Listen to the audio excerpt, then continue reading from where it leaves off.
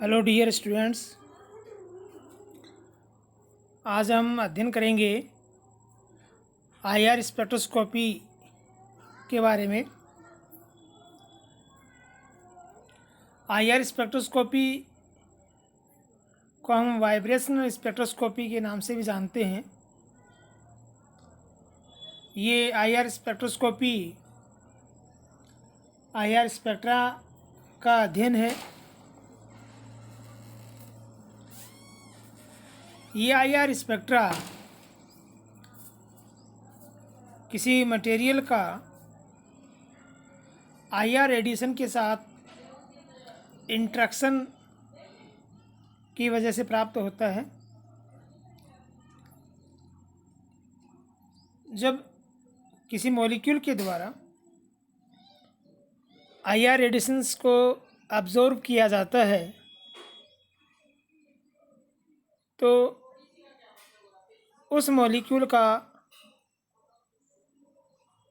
कोई particular polar bond उसके साथ इंटरेक्शन करके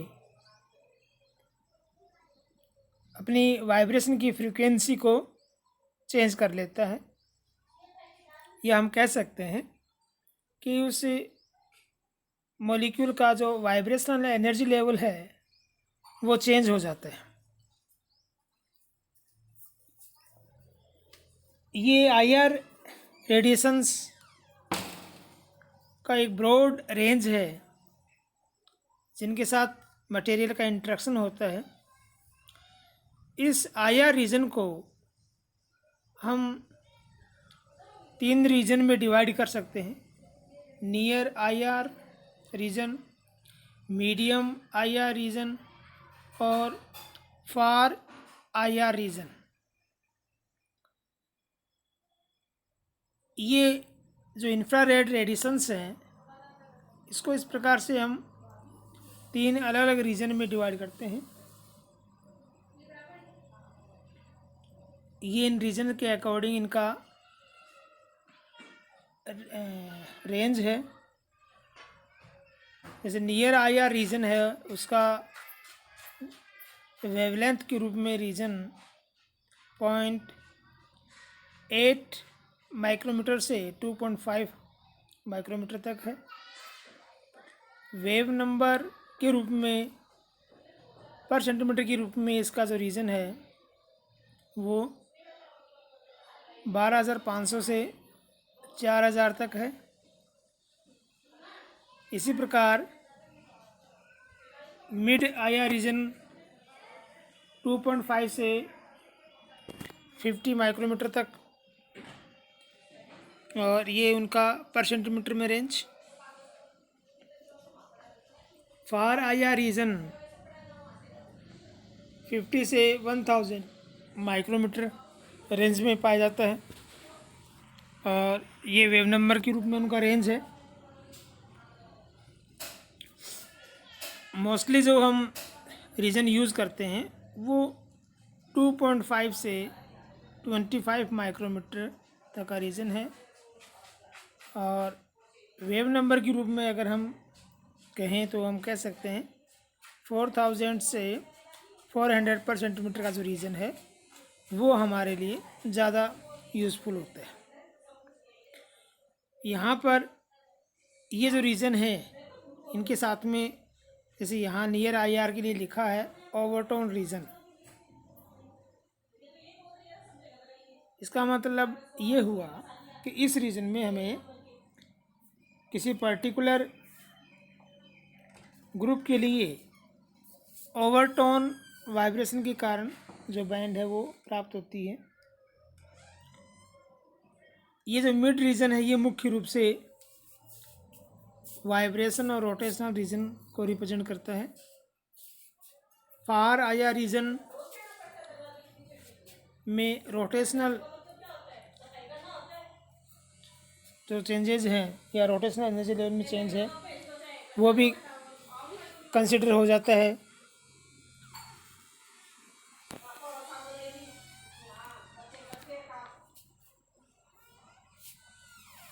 आईआर स्पेक्ट्रोस्कोपी के प्रिंसिपल की अगर हम बात करें तो इसमें किसी ऑर्गेनिक कंपाउंड या जो मटेरियल है जिसके बारे में हम स्टडी करना चाहते हैं उसमें से आईआर लाइट को पास आउट करते हैं। इन आईआर लाइट में से रेडिएशन में से कुछ आईआर रेडिएशंस उस मटेरियल के द्वारा अब्जॉर्व कर ली जाती हैं और जो शेष हैं वो ट्रांसमिटेड हो जाती है।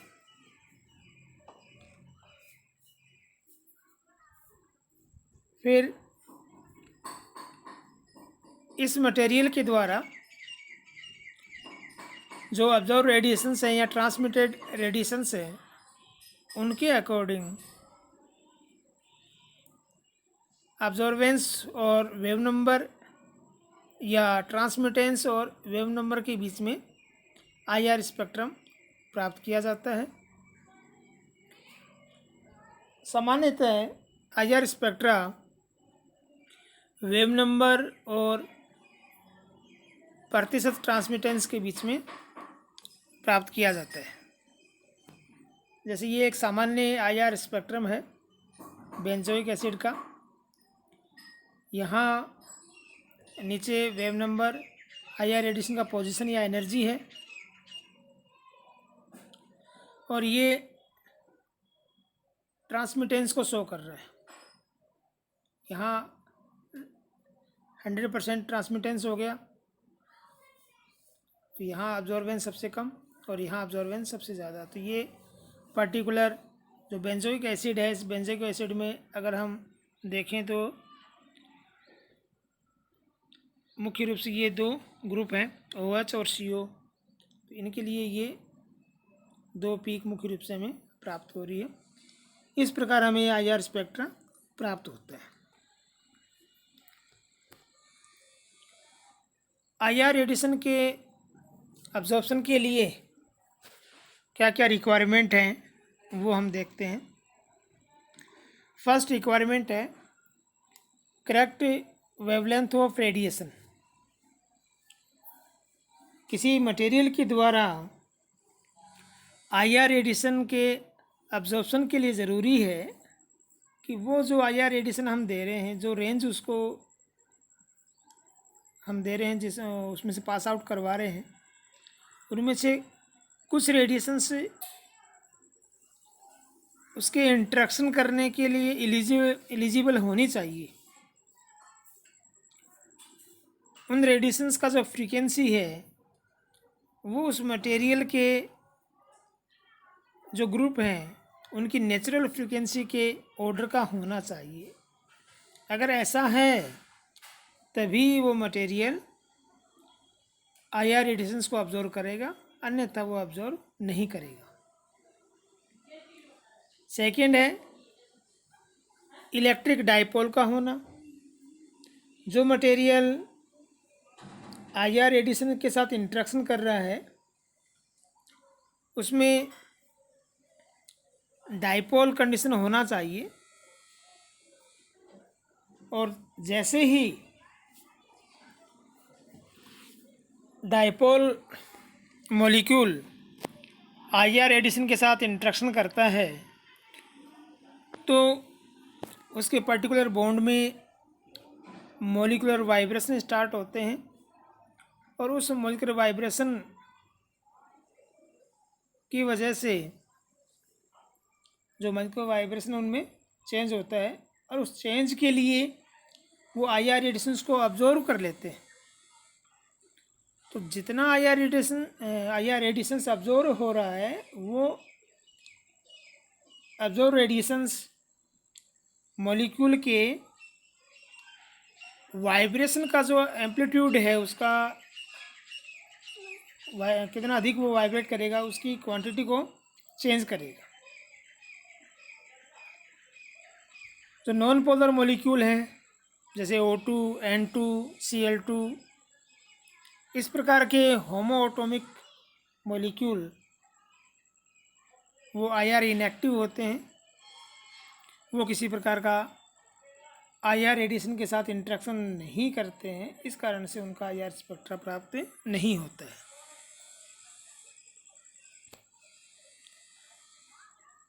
जब मॉलिक्यूल या कोई भी कंपाउंड आईआर रेडिएशन के साथ इंटरेक्शन करता है तो उसमें मुख्य रूप से दो प्रकार के चेंजेस होते हैं, एक मॉलिक्यूलर रोटेशन और दूसरा मॉलिक्यूलर वाइब्रेशन।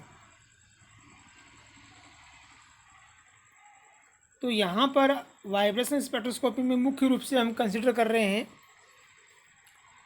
मॉलिक्यूलर वाइब्रेशंस को, लेकिन जो स्टार्टिंग स्पेक्ट्रोस्कोपी का इंट्रोडक्शन के बारे में हमने अध्ययन किया था उस समय हमने ये स्टडी किया था, डिस्कस किया था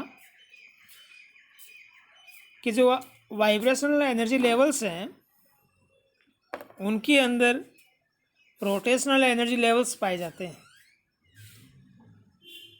तो जब मॉलिक्यूल का एक वाइब्रेशन लेवल से दूसरे वाइब्रेशनल लेवल में ट्रांजिशन होता है तो रोटेशनल एनर्जी लेवल में भी ट्रांजिशन हो सकता है। तो उसके वो रोटेशनल एनर्जी लेवल में चेंज होगा या नहीं होगा वो डिपेंड करता है कि वहाँ पर हम जो ट्रांजिशन करवा रहे हैं वो कौन से सिलेक्शन रूल के अकॉर्डिंग करवा रहे हैं। अगर डेल्टा जे का वैल्यू वहाँ हम 0 रखते हैं तो वहाँ रोटेशनल एनर्जी लेवल में जो चेंज है उसको हम नील मानेंगे और कहेंगे कि वो प्योर वाइब्रेशन स्पेक्ट्रा है। अगर डेल्टा जे का वैल्यू 0 नहीं है तो उसके अकॉर्डिंग वाइब्रेशनल स्पेक्ट्रा के साथ साथ वो रोटेशनल स्पेक्ट्रा है और उसे हम बोलेंगे वाइब्रेशनल रोटेशनल स्पेक्ट्रा। मॉलिक्यूल में ये जो मॉलिक्यूलर वाइब्रेशंस हैं ये दो प्रकार के वाइब्रेशंस होते हैं, स्ट्रेचिंग और बेंडिंग। स्ट्रेचिंग जो वाइब्रेशंस हैं इनके द्वारा मॉलिक्यूल में इंटर एटॉमिक डिस्टेंस से हम बॉन्ड लेंथ कहते हैं वो चेंज होती है। ये स्ट्रेचिंग वाइब्रेशन दो प्रकार के हैं, सिमेट्रिक और एसिमेट्रिक। जैसे यहाँ पर आप ये देख पा रहे हैं ये पर्टिकुलर दो बॉन्ड हैं, इनको हम कंसिडर कर रहे हैं। इन दोनों की बॉन्ड लेंथ में एक जैसा चेंज एक साथ हो रहा है तो उसे हम बोल रहे हैं सिमेट्रिक स्ट्रेचिंग। यहाँ पर ये जो बॉन्ड लेंथ है इनमें असमान चेंज हो रहा है, ये बॉन्ड लेंथ अधिक हो गया, ये बॉन्ड लेंथ कम हो गया, तो इसे हम बोलेंगे एसिमेट्रिक। सेकेंड टाइप का जो मॉलिक्यूलर वाइब्रेशन है वह है बेंडिंग। बेंडिंग वाइब्रेशन के दौरान मॉलिक्यूल में पर्टिकुलर ग्रुप के जो बॉन्ड है उनके बीच में बॉन्ड एंगल चेंज होता है।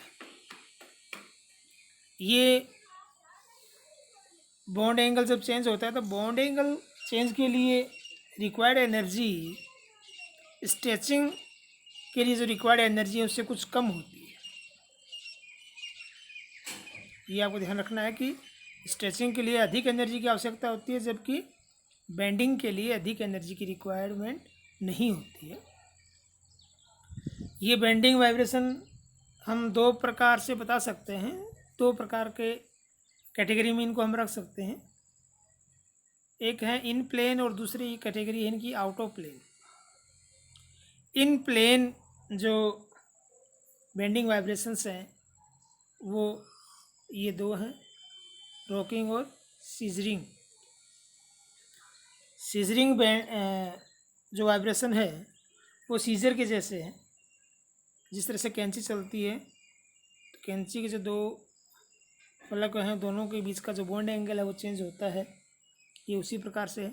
ये दोनों अंदर की तरफ आ रहे हैं तो यहाँ इनके बीच का बॉन्ड एंगल चेंज हो जाएगा और जब ये बाहर की तरफ जाएंगे तो इन दोनों के बीच का बॉन्ड एंगल वापस चेंज होगा, बढ़ जाएगा।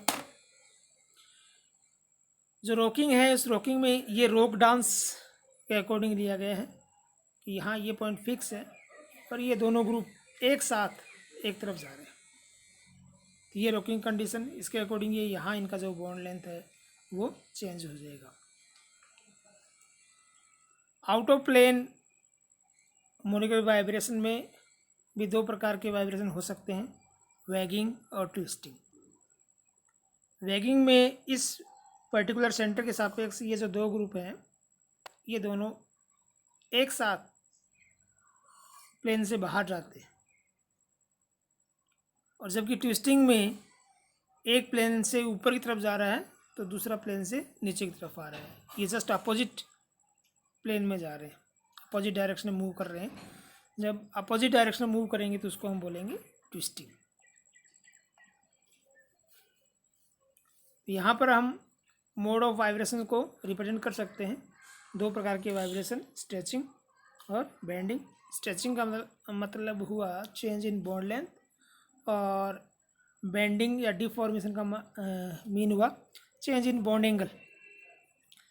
स्ट्रेचिंग दो प्रकार की, सिमेट्रिक और एसिमेट्रिक, जबकि बेंडिंग को हम डिवाइड कर रहे हैं इन प्लेन और out of plane. In plane में दो टाइप हैं, सीजरिंग और रॉकिंग, और आउट ऑफ प्लेन में दो टाइप हैं इनके, वैगिंग और ट्विस्टिंग।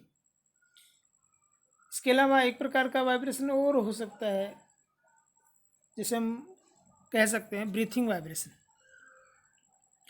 वो ब्रीथिंग वाइब्रेशन जो साइक्लिक कंपाउंड है उनमें होता है, जैसे साइक्लोहेक्सेन है या साइक्लोहेक्सेन के जो डेरिवेटिव हैं, उनको जब IR रेडिएशन दिया जाएगा तो उनकी जब बॉन्ड लेंथ में चेंज होगा, तो अगर बॉन्ड लेंथ बढ़ रहा है तो ये लगेगा उसका साइज बढ़ गया है। जैसे जो फेफड़े हैं उनका साइज बढ़ता है, और जब बॉन्ड लेंथ कम होगा तो ये लगेगा वो सिकुड़ रहा है।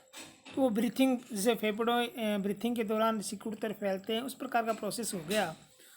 तो उन वाइब्रेशन को हम बोलेंगे ब्रीथिंग वाइब्रेशंस। साइक्लिक कंपाउंड में मुख्य रूप से पाए जाते हैं। ये कार्बन डाइऑक्साइड के लिए वाइब्रेशंस शो किए हुए हैं। यहाँ ये सिमेट्रिक स्ट्रेचिंग है, ये एसिमेट्रिक स्ट्रेचिंग है, और ये बेंडिंग। ये इथेनॉल के लिए IR स्पेक्ट्रा है। तो इस प्रकार यहाँ आप ये देख सकते हैं कि ये OH बॉन्ड है, उसकी वजह से ये CH, यहाँ जैसे ये ग्रुप है, इनमें जितने भी बॉन्ड हैं, जिन बॉन्ड में पोलैरिटी है, वो IR रेडिएशन के साथ इंट्रैक्शन करेंगे और उनकी जो वाइब्रेशन फ्रीक्वेंसी है वो चेंज होगी। जब उनकी वाइब्रेशन फ्रीक्वेंसी चेंज होगी तो उस फ्रीक्वेंसी को चेंज करने के लिए ही IR रेडिएशंस का अब्सॉर्प्शन होता है, और उसी के अकॉर्डिंग हमें अब्सॉर्प्शन स्पेक्ट्रा प्राप्त होता है। तो आज इतना ही। नेक्स्ट क्लास में हम इससे आगे अध्ययन करेंगे।